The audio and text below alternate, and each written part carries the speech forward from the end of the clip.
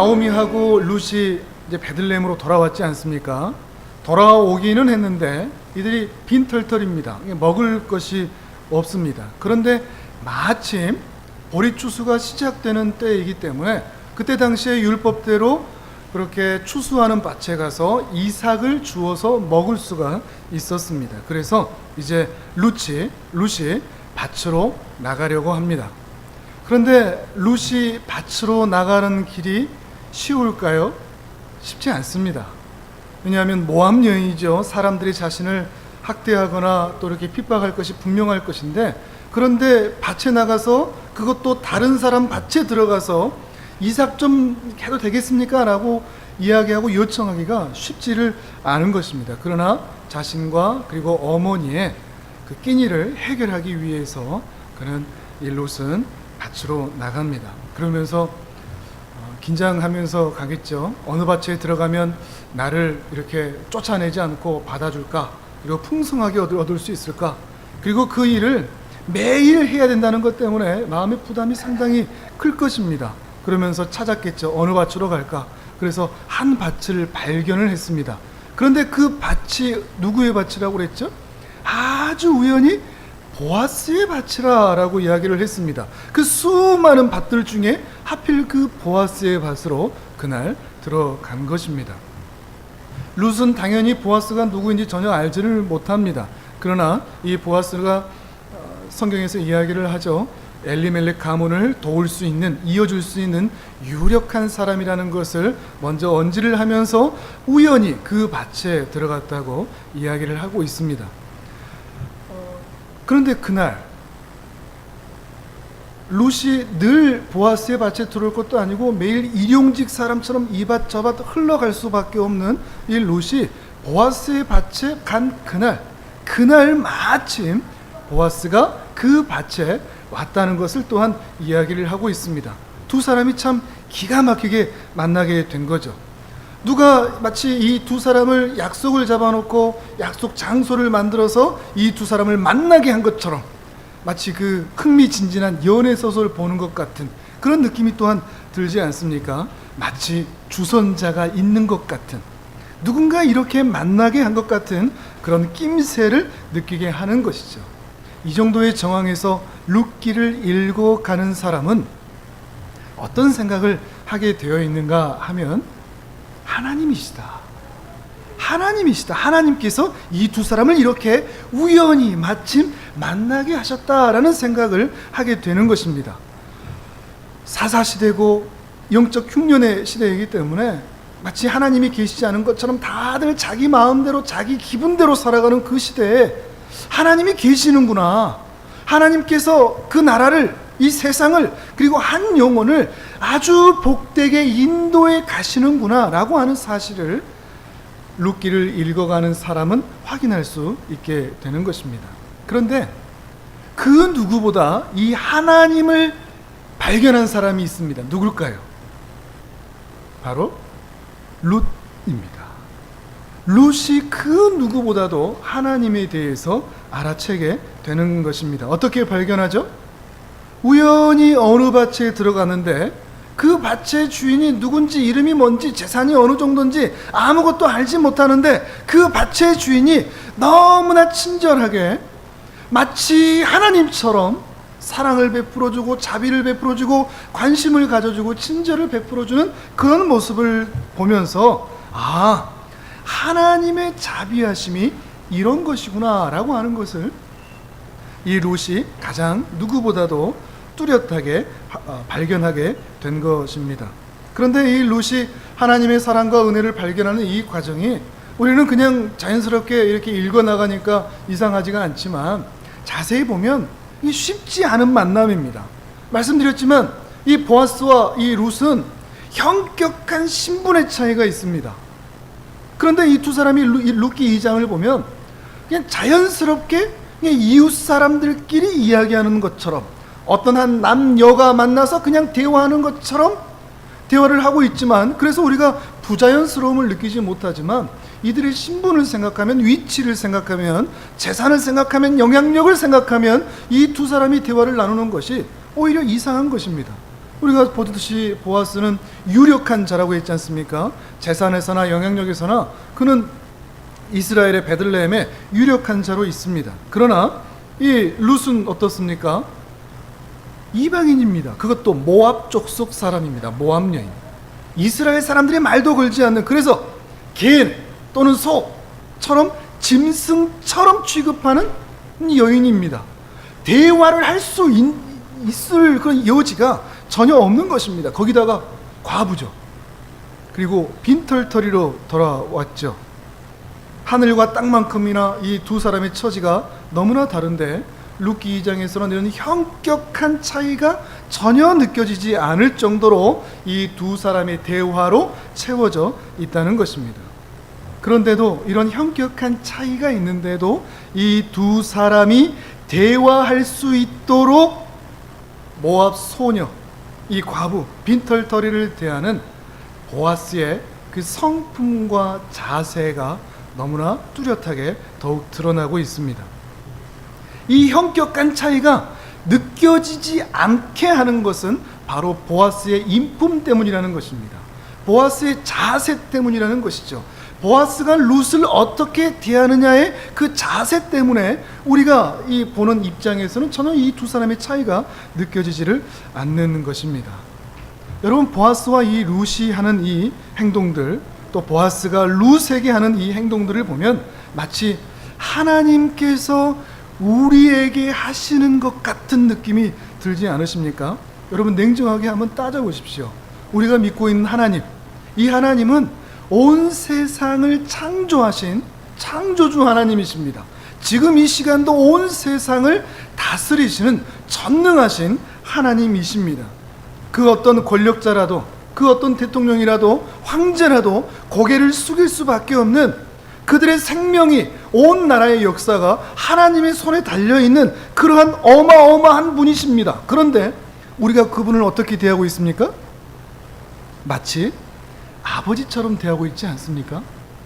기도할 땐 때론 아빠라고 부르기도 하면서 말이죠. 좀 마음에 안 들면 이 하나님에 대해서 우리 어떻게 행동을 하죠? 마음에 안 들면 짜증도 냅니다. 마음에 안 들면 원망도 하죠. 불평도 합니다. 왜 그렇게 할 수 있을까요? 우리가 차이가 어마어마하게 나는데 이 차이가 나지 않도록 누가 우리를 이렇게 대해주시는 겁니까? 하나님께서 우리를 그토록 사랑해 주시고 친절하게 대해주시고 호의를 베풀어 주시기 때문에 우리가 그런 차이를 느끼지 못하고 하나님의 은혜를 누릴 수 있도록 해주시고 계시는 것입니다.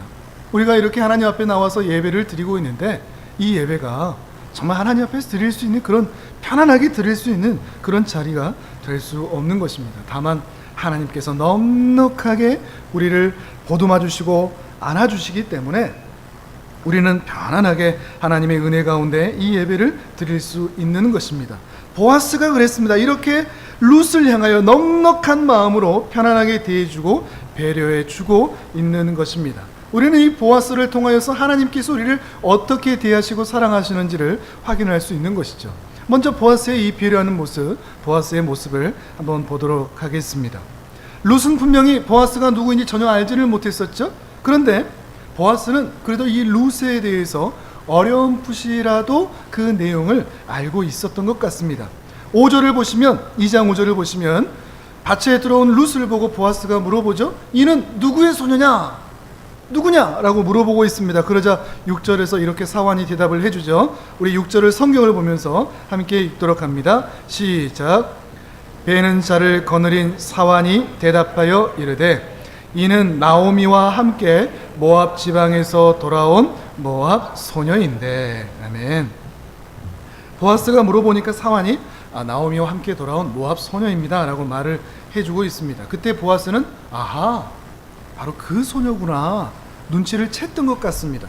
눈치는 챘지만 이것을 이 룻에게 드러내지는 않았죠. 그래서 더 친절을 베풀고 있습니다. 그러면서 가까운 친족으로서 그 모든 사정을 알고 있었고, 그리고 가족의 안타까운 상황을 어느 정도는 알면서 누구의 며느리고 어떤 삶을 살아왔는지, 지금 어떤 상황에 처해 있는지 그는 알고 있었던 것입니다. 그러면서 친절을 베풀어주고 있는 것이죠. 어떻게 베풀어주고 있는지 우리 8절 같이 읽어보도록 합니다. 8절 시작. 보아스가 룻에게 이르되 내 딸아 들으라.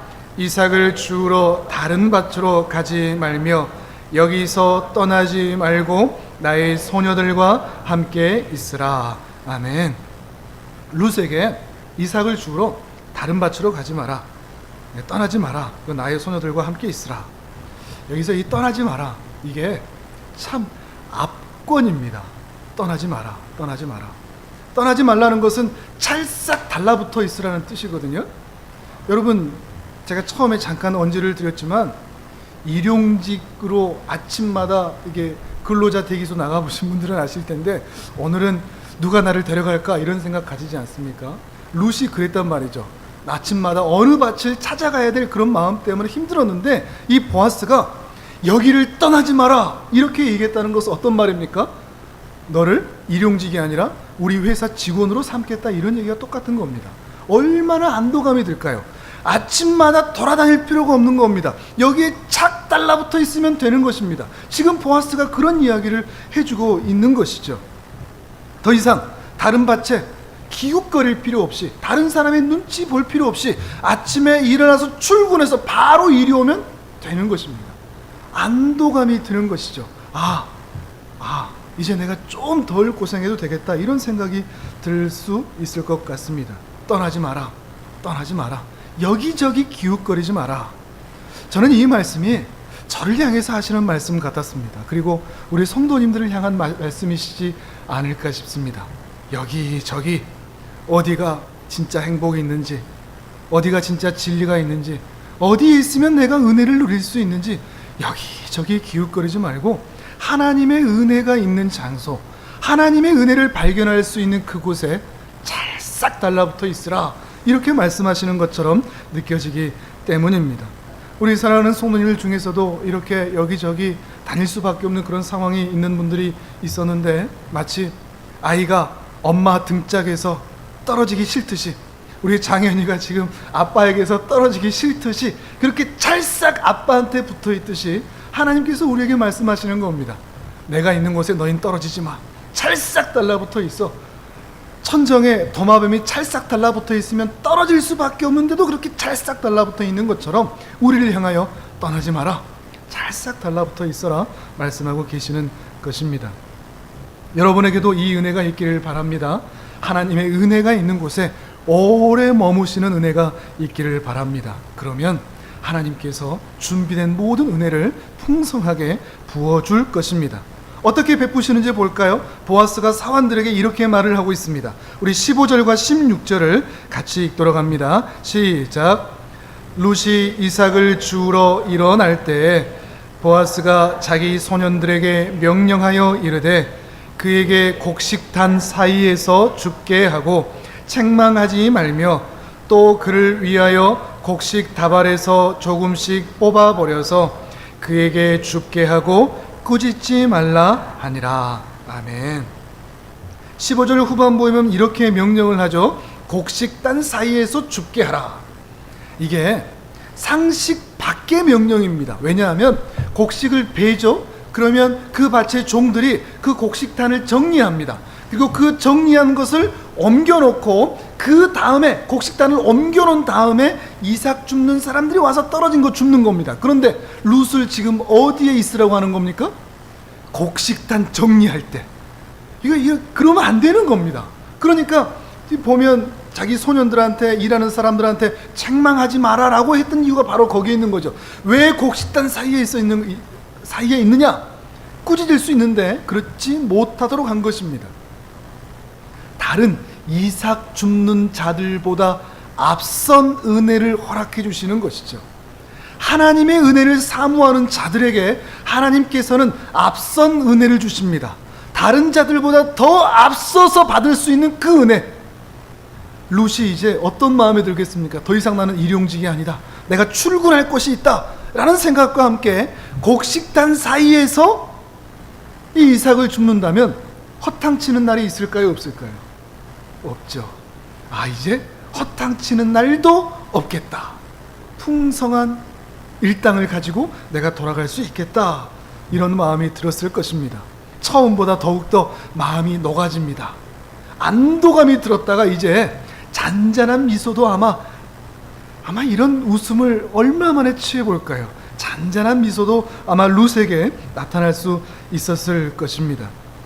그러면서 이 보아스가 일하는 사람들에게 책망하지도 말고 꾸짖지도 말고 9절 뒷부분에서 보면 건드리지도 말라 이런 말도 하죠.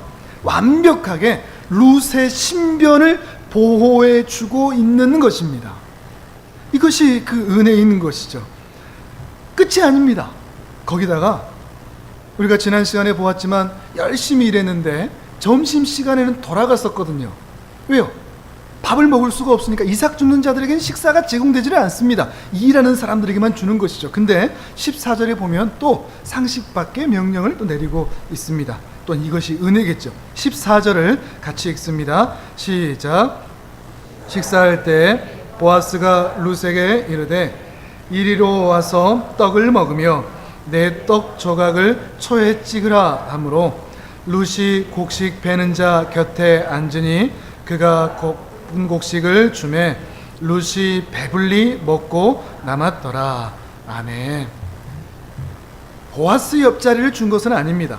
일꾼들 자리를 준 것이죠. 그러면서 떡도 주고 초도 찍어 먹을 수 있도록 볶은 곡식까지 주고 있는 것이죠. 다시 한번 생각해 보십시오. 이 룻은 모압 여인입니다. 모압 여인이 유대인의 밥상에 올라갈 수 있습니까? 같이 밥 먹을 수가 없습니다. 그런데 그 은혜를 허락하고 있는 겁니다. 뿐만 아닙니다. 마지막에 뭐라고 하고 끝나죠? 배불리 먹고 남았다. 이게 얼마만에 또한 포만감이겠습니까? 와, 잘 먹었다 이렇게 이야기해 본 적이 언제 있겠습니까? 마치 오병이어의 기적을 경험한 것 같은 그 하나님의 은혜를, 이 넘치는 은혜, 앞선 은혜와 함께 넘치는 은혜를 이 룻에게 보아스가 허락하고 있는 것입니다. 끝이 아닙니다. 12절을 같이 읽도록 합니다. 12절 시작.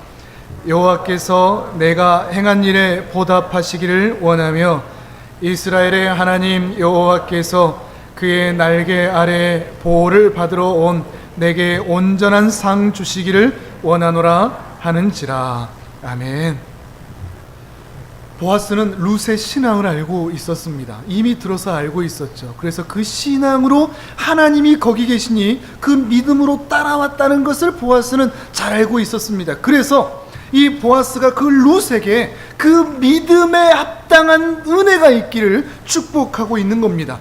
여호와의 날개 아래심의 보호하심을 받기 위해 너에게 하나님께서 그의 날개로 너를 보호하시고 너에게 온전한 상, 합당한 보상을 해주시기를 원한다라고 축복하고 있는 것입니다. 이 룻이 들었을 때 얼마나 따뜻한 축복이었겠습니까? 얼마나 따뜻한 위로였겠습니까? 베들레헴에 돌아오자마자 사람들의 눈초리가 분명히 있었을 것입니다. 저 모압 여인 따뜻한 말 한번 들어본 적이 없었을 것입니다. 그러나 이 보아스에게, 이 밭의 주인에게 오늘 처음 만난 이 사람에게 오늘 이런 은혜를 받고 있기까지 한 것입니다. 무엇보다도 이 보아스가 참 놀랍습니다. 어쩜 사람이 이렇게 따뜻할 수 있을까? 처음 보는 사람에게 이렇게까지 배려할 수 있을까? 그저 뒤에 결론만 생각해서 남자와 여자, 이 룻이 좀 이뻐서 어떻게 좀 이성적인 호감을 가지고 내 마누라를 삼아볼까? 이런 마음이 전혀 아닌 것이죠. 그저 보아스는 사랑을 베풀고 자비를 베풀고 긍휼을 베풀고 있는 것입니다. 여러분, 룻이 보아스에게 받은 것을 자세히 보시면 우리가 하나님에게서 어떤 은혜와 사랑을 받았는지 잘 보이지 않습니까? 물론 이 룻의 이것이 은혜가 아니라고 말할지도 모르겠습니다. 눈이 높으면요, 아니 하나님이 베들레헴 땅에 돌아왔는데 이삭 줍는 게 뭡니까? 땅 하나 떡 하니 떼주셔야지, 날마다 고깃밥 먹을 수 있도록 더 큰 거 주셔야지, 이 이삭 줍는 게 뭡니까? 이게 은혜겠습니까? 눈이 높고 입이 높고 귀가 높으면, 마음이 높으면 절대 은혜를 발견하지 못합니다. 그러나 조금만 입을 낮추면 다 맛있습니다. 조금만 눈을 낮추면 모든 사람이 아름답습니다. 조금만 귀를 낮추면 모든 것이 다 은혜요 지혜의 말들인 것입니다. 마음을 낮추면 하나님의 은혜가 보입니다. 마음을 조금만 낮추면 그 풍성한 감사의 거리들이 보이는 것입니다. 하나님께서 우리를 이렇게 지켜주셨습니다. 안식처를 주셨고 동행자를 주셨고 복된 동역자들을 허락해 주셨고 우리의 밥상이 풍족하여 마르지 않도록 해주시는 그 은혜가 있지 않습니까? 다이어트 하려고 안 먹지 없어서 안 먹는 분들 안 계시지 않습니까? 이 모든 것이 하나님의 은혜인 것이죠. 무엇보다도 예배의 자리에 와서 하나님 만나 그 은혜를 누릴 수 있도록 해주신 것이 얼마나 큰 은혜인가 하는 것입니다. 하나님께서 은혜 주시기로 약속하신 그 땅에 있으면 이토록 룻이 은혜를 경험하듯 우리도 그 약속의 땅에 있는다면 우리는 영원토록 이 은혜를 누릴 수 있게 된다는 것입니다. 여호와의 날개의 보호하심을 받기를 사모하는 여러분에게 하나님께서 온전한 상 주시기를 주님의 이름으로 축복합니다. 여기에서 이 온전한 상이라는 것은 이럴 때는 아멘을 또 많이 하시네요. 온전한 상이라는 것은 합당한 보상이라는 겁니다. 여호와의 날개 아래 보호하심을 받고자 하는 그 은혜의 사모함에 대한 온전한 상, 그 은혜를 사모하는 자에게, 그 은혜를 기뻐하는 자에게 그 은혜를 사모하는 그 마음에 합당한 상, 은혜를 사모하는 그대로 주시는 그 합당한 상이 그 사람에게 반드시 있을 것이라는 것을 말하고 있는 것입니다. 그 은혜가 우리에게, 여러분 모두에게 있기를 주님의 이름으로 축복합니다. 이러한 룻이, 이 은혜를 받은 룻이, 도무지 믿을 수 없는 이 대접을 받은 이 룻이 어떤 반응을 보이고 있는지 함께 보도록 하겠습니다. 먼저 10절을 같이 읽어보실까요? 10절입니다. 시작. 룻이 엎드려 얼굴을 땅에 대고 절하며 그에게 이르되 나는 이방 여인이거늘 당신이 어찌하여 내게 은혜를 베푸시며 나를 돌보시나이까 하니. 아멘. 나 이방 여인입니다. 저는 이스라엘 사람 아닙니다. 하나님을 사랑하는 사람도 아니고 하나님 족속도 아닙니다. 저는 죄 많은 이방 여인입니다. 그런데 어찌하여 저에게 이런 은혜를 베푸십니까? 라고 얘기하면서 엎드려 얼굴을 땅에 대고 절하고 있습니다. 이것은 마치 왕에게 하는 모습입니다.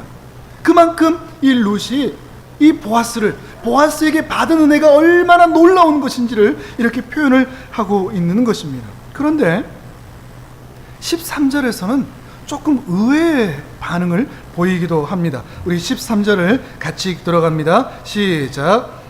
룻이 이르되 내 주여 내가 당신께 은혜 입기를 원하나이다. 나는 당신의 하녀 중에 하나와도 같지 못하오나 당신이 이 하녀를 위로하시고 마음을 기쁘시게 하는 말씀을 하셨나이다 하니라. 아멘. 룻이 뭐라고 얘기하죠? 내 주여 내가 당신께 은혜 입기를 원합니다. 저는 이 말씀이 정말 와닿습니다.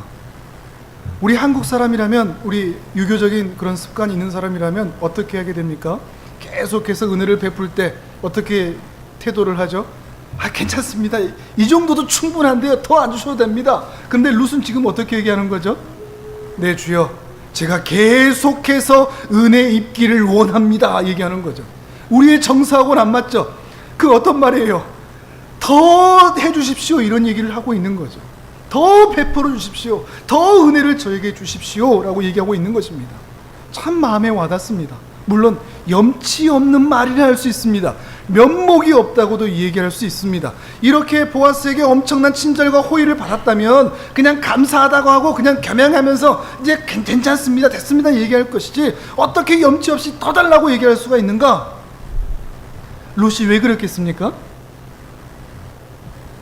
자기에게는 다른 창구가 없기 때문입니다. 이 보아스를 내가 떠나면, 보아스가 나에게 은혜를 베풀지 아니하면 나는 더 이상 이 은혜를 받을 수 있는 다른 사람이, 다른 장소가 없기 때문입니다. 그러니 이것을 붙잡지 않으면 안 되는 겁니다.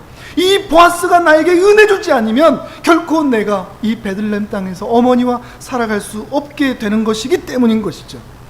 사실 우리가 하나님 앞에 구해야 할 것이 바로 이것인 것입니다.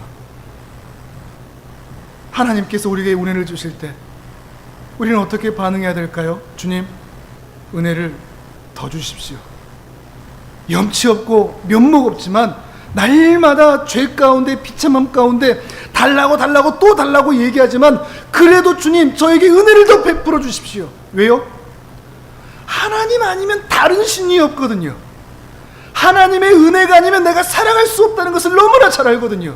나는 이방 여인이고 주인이거든요. 하나님의 은혜가 아니면 나는 살아갈 수 없는 연약한 자이기 때문에 저는 하나님께 은혜를 계속해서 구할 수밖에 없는 것입니다.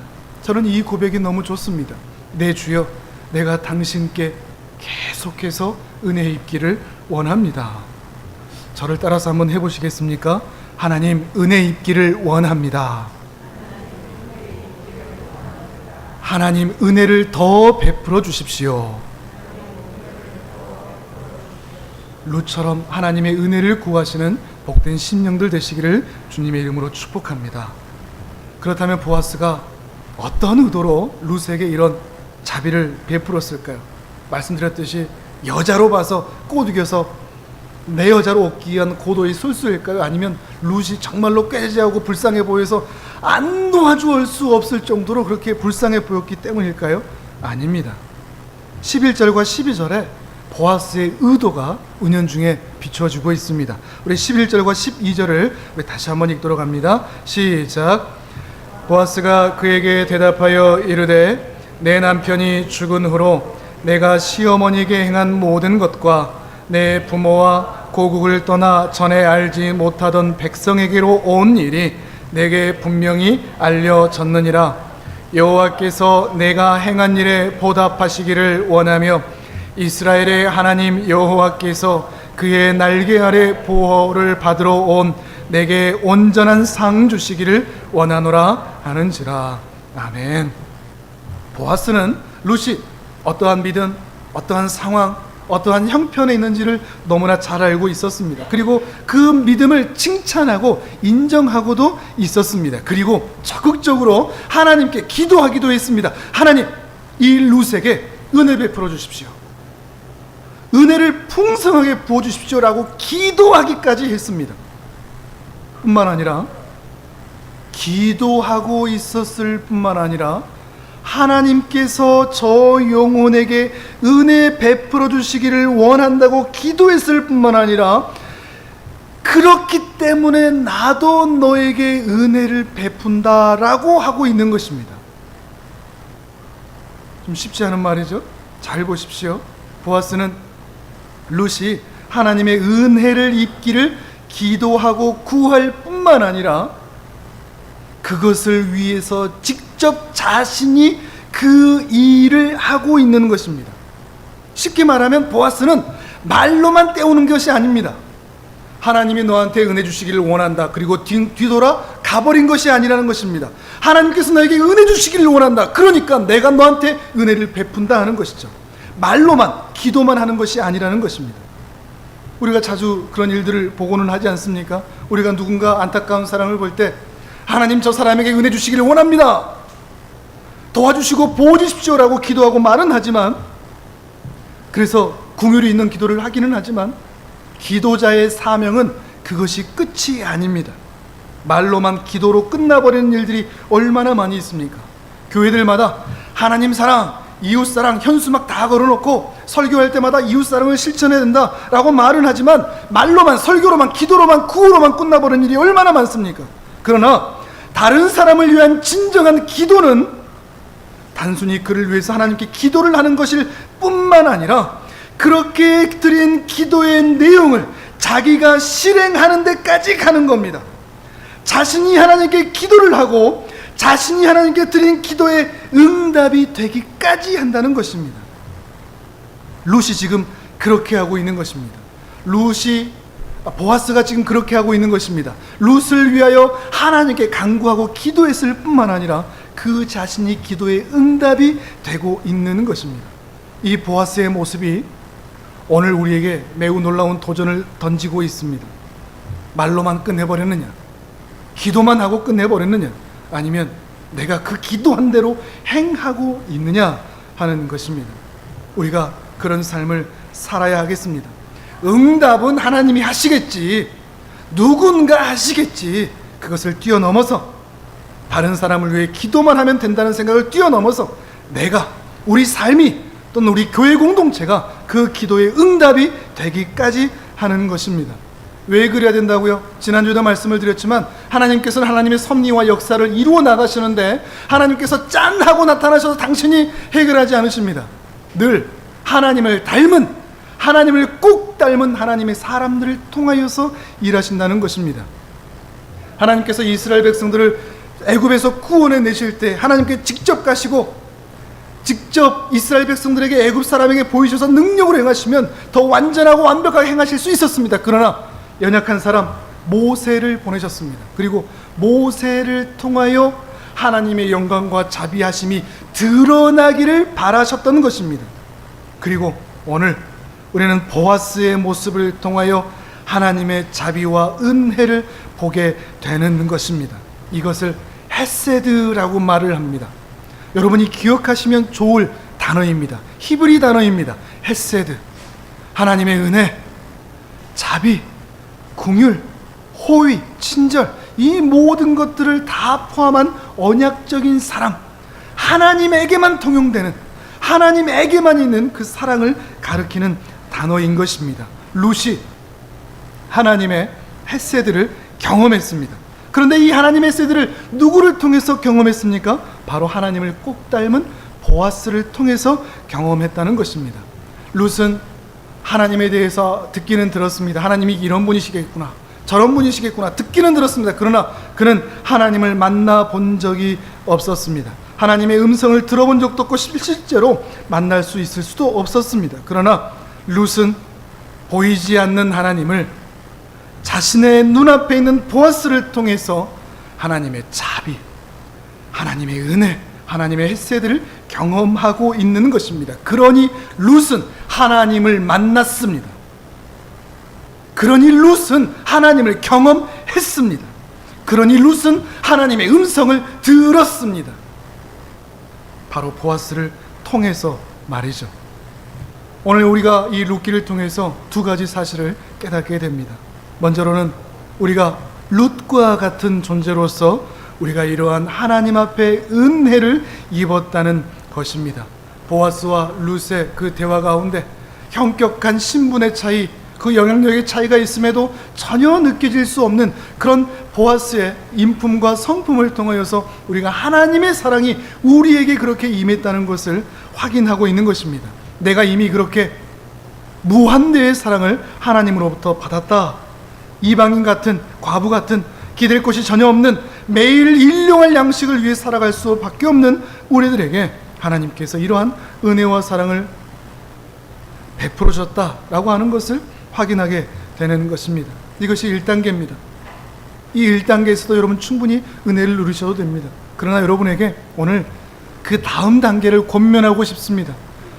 룻의 은혜, 내가 하나님의 은혜를 입었지, 이것만이 아니라 그 다음 단계, 이제는 보아스를 닮아가는 은혜, 이러한 하나님의 은혜를 입은 자들이 이제 그 자신이 하나님의 은혜와 사랑을 드러내는 보아스와 같은 삶을 살아야 한다는 것입니다.